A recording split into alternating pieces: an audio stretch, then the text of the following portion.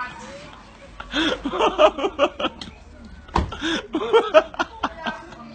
guys, so in today's video we're going to be talking about this video clip that we recently got. I actually recently got. My husband actually sent it to me a day ago. And the video, I'm going to read the news article and then I'm going to get into the topic. And it says the video shows police personnel conducting investigations in the community that was not identified up until press time, but failing to close the doors to the marketed vehicle that is left unattended on the dirt track that has corrugated zinc fences on both sides. As a case in point, a young male who was at the location entered the vehicle and removed one of the police officer's bulletproof vest. To the amusement of another individual shooting the video, the young man took the time to try on the vest as well as the police hat, which was also in the police vehicle, and even returned the items without drawing the attention of the police personnel. Security experts said the development constitutes a serious police breach, as the young man could have easily stolen the property of the government and used it while conducting criminal activities. A senior member of police high command said they are carrying out checks to verify the location and where the incident took place and the officers who were involved.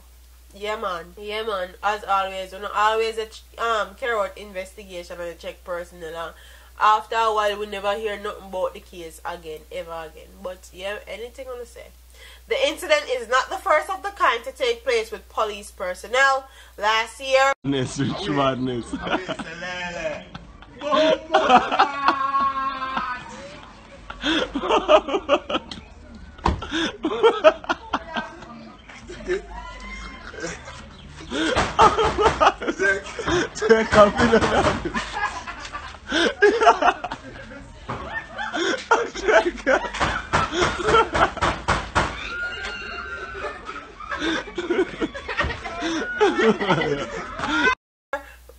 News reported that criminals managed to steal a phone from a marked police vehicle that was left unattended by police personnel in downtown Kingston.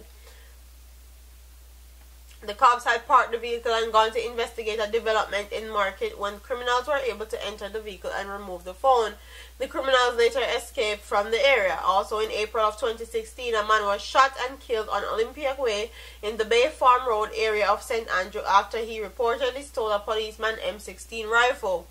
Reports were that the man took the rifle from the cop who was in a service vehicle in front of the Olympia Gardens police station and fled in a public passenger bus.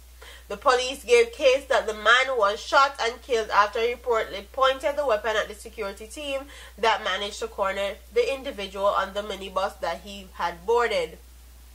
So this is not the first, this is not the second, this is not the third, fourth, fifth, or sixth time that someone has gone into a police vehicle unattended and stolen something or took something. But this is the first time I've actually seen a video or video footage posted on social media of somebody showing their face, bare face, thieving some government personnel's equipment out of a marked police vehicle. That just shows how stupid they are. But in a marked police vehicle and posted on social media. Quite honestly, the first thing I said when I saw that video was, what a way them policemen are workless. Like, I know that in the JCF they lack a lot. When I mean a lot, I mean they lack a lot of training and tactical training at that, because them just take anybody and just throw them in a JCF as long as they qualify, they look like, and they don't get much training. So this is not something new that has been happening. This has been happening for a long time, and they claim that they're getting better training nowadays. They claim that they're getting better training nowadays and they're upping their protocols.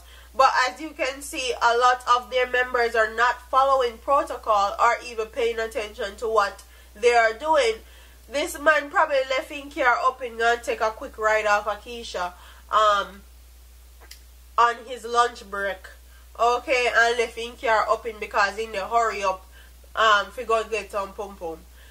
That's probably what he was doing. Cause honestly, what the hell? Okay, what the hell? And when they say there's guns on the roads and all this, this is prime example of why there are guns on the road.